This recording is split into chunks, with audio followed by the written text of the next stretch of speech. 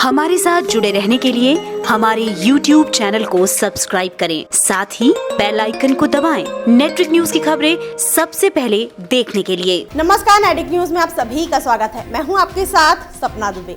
लोकसभा चुनाव की संपन्न होते ही परिणामों की चर्चा जोरों शोरों से होने लगी थी। वहीं गुरुवार को जिस तरह के परिणाम सामने आए वो ज्यादा चौंकाने वाले नहीं थे, क्योंकि काफी समय से मोदी लहर चल रही थी और जब परिणाम आए तो यही लहर सुनामी में तब्दील होती दिखी।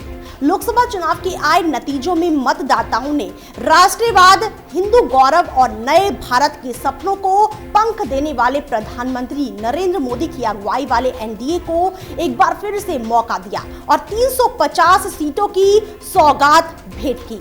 जीत के बाद प्रधानमंत्री मोदी ने अपने भाषण में जनता और पार्टी कार्यकर्ताओं को संबोधित करते हुए कहा कि आपने फकीर की झोली भर दी। बीजेपी ने अकेले ही 301 सीटें जीती और इस तरह से एनडीए को अप्रत्याशित ढंग से इतने वोट मिले कि दूसरी बार सरकार बनाने से उसे कोई दूर दूर तक रोक नहीं सकता। प्रधानमंत्री नरेंद्र मोदी की अगुवाई वाले एनडीए का करीब 350 सीटों के साथ केंद्र में लगातार दूसरी बार सरकार बनाने का रास्ता साफ कर चुका है और कांग्रेस 51 सीटों में सिमट गई।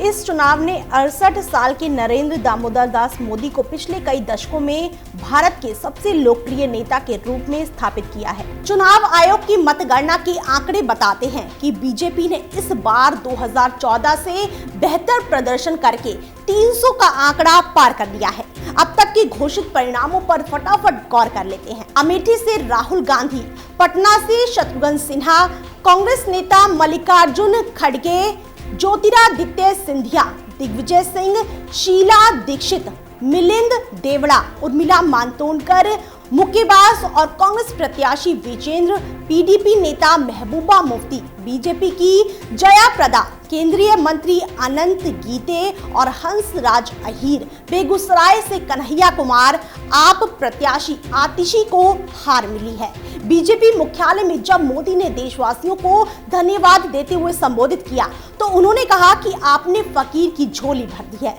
हमने नए भारत के निर्माण के लिए जनादेश मांगा था और लोगों ने हमें इसके लिए आशीर्वाद दिया है। इस दौरान पार्टी अध्यक्ष अमित शाह मौजूद रहे और कार्यालय में खचाखच भरे कार्यकर्ताओं और समर्थकों को पीएम मोदी संबोधित कर रहे थे।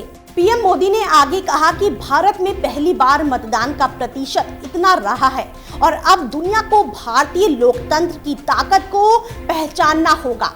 आपको बता दें कि मोदी और शाह का पार्टी मुख्यालय पर गुलाब के फूलों की बारिश कर दोनों का शानदार स्वागत किया गया।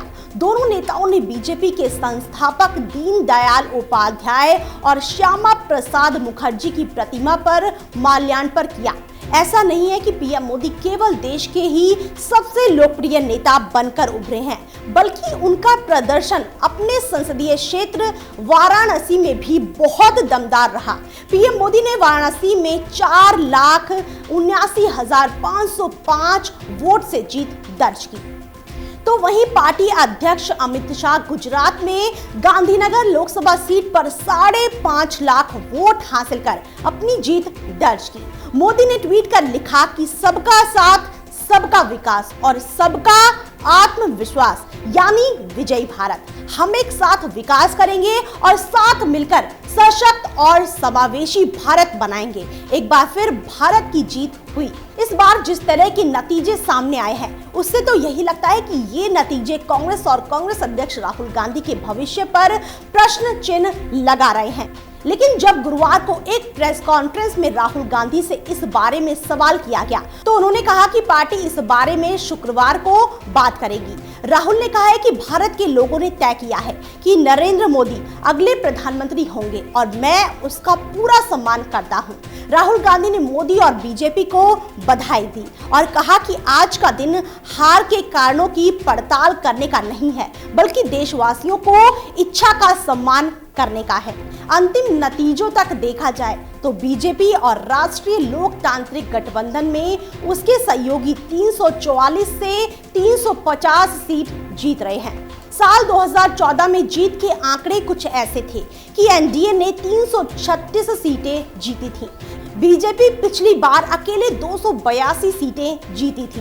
बात अगर उत्तर प्रदेश की करें तो यहाँ समाजवादी पार्टी और बहुजन समाज पार्टी के गठबंधन से मिली चुनौती के बाद भी बीजेपी 80 में से 59 सीट पर जीत हासिल करने में कामयाब रही। सपा 6 और बीएसपी 11 सीट से ही संतुष्ट रही।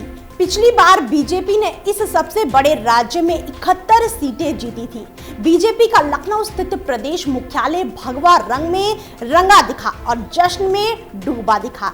बीजेपी कार्यकर्ताओं ने पटाखे जलाए और नगाड़ों की थाप पर झूमते दिखे। महिला कार्यकर्ता भी भगवा परिधान में दिखी।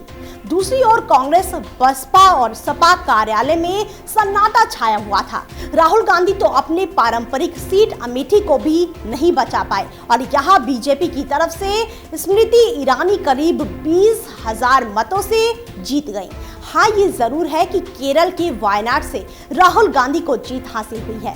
कांग्रेस के प्रवक्ता जयवीर शेरगिल का कहना है कि कांग्रेस पार्टी निराश है और रुझान हमारी अपेक्षाओं के अनुरूप नहीं है। पूरी मतगणना होने तक मैं नतीजों पर नहीं जाऊंगा। मोदी लहर सिर्फ हिंदी भाषी प्रदेशों और गुजरात में ही नहीं बल्कि पश्चिम बंगाल, उड़ीसा, महाराष्ट्र और कर्नाटक में देखने को मिला। केरल, तमिलनाडु और आंध्र प्रदेश में मोदी का कुछ खास जादू तो नहीं चल पाया, लेकिन हाँ, बीजेपी ने तेलंगाना में 4 सीटें जरूर हासिल की। आंध्र प्रदेश में विधानसभा चुनाव में चंद्रबाबू नायडू की तेलुगु देशम पार्टी हार गई, तो वहीं वाईएसआर कांग्रेस की जगत मोहन रेड्डी बहुमत से जीत गए। तमिलनाडु की बात करें तो यहाँ द्रमुक 20 सीटों पर और अन्ना द्रमुक 2 सीटों पर जीत दर्ज कर पाई। केरल में कांग्रेस नीति यूडीएफ 20 में से 18 सीट हासिल करने में कामयाब रही। मध्य प्रदेश में बीजेपी के हिस्से में 29 में से 28 सीटें आई, तो वहीं पर राजस्थान में 25 में से 24 सीटें हाथ लगी। छत्तीसगढ़ में बीजेपी ने 9 और कांग्रेस ने 2 सीटें हासिल की। हरियाणा की बात करें तो 10 में से 9 सीटें उसके पलड़े में गईं और उड़ीसा में बीजेपी 21 में से 6 और बीजू जनता दल 15 सीटें अपने नाम कर पाई। उड़ीसा विधानसभा चुनाव में बीजेपी एक बार फिर सत्ता में लौट आई है। बिहार में 40 में से 16 सीटें बीजेपी और 15 सीटें जदयू ने हासिल की। वहीं पश्चिम बंगाल में 42 में से 22 सीटें ममता बनर्जी की तृणमूल कांग्रेस ने हासिल की, लेकिन बीजेपी ने 19 सीटें हासिल कर एक बेहतरीन प्रदर्शन किया है। पिछले लोकसभा चुनाव में बीजेपी को यहां सिर्फ और सिर्फ 2 सीटें ही मिल पाई थी।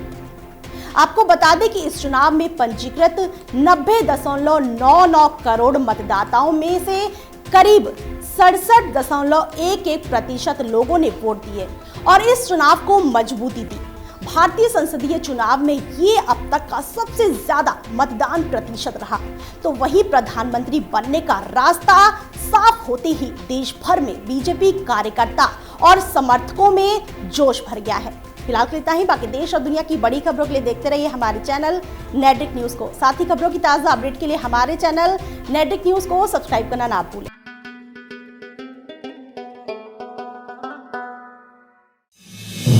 आप देख रहे हैं नेटड्रिक न्यूज, साहस सच कहने का।